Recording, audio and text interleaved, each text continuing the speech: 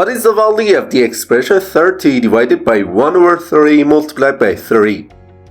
Which option do you think is the correct answer to this question? This math question confused a lot of people and made them choose the wrong option.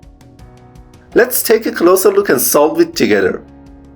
At the beginning of solving this question, many people go straight to the expression 1 over 3 multiplied by 3, which I have highlighted in yellow.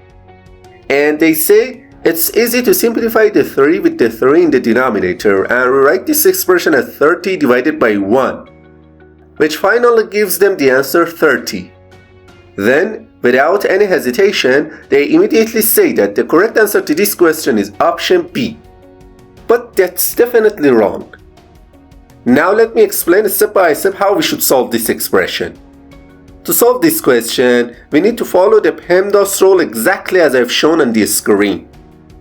It means that we have to perform all the operations in order from top to bottom. Alright, as you can see in this expression, we have one division sign followed by a multiplication sign. It's very important to note that in the PEMDAS rule, multiplication and division are at the same level of precedence. In this case, the best thing to do is to start from the left side of the expression and move step by step toward the right.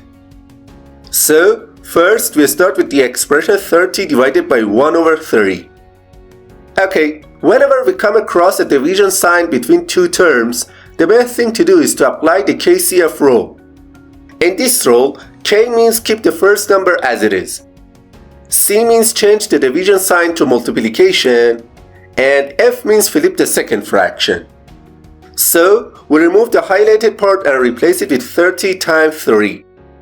So this expression simplifies to 90 times 3, which finally gives us the answer 270. Therefore, option D is the correct answer to this question. If this video was helpful to you, please don't forget to like and leave a comment, and to see more math videos, subscribe to the channel.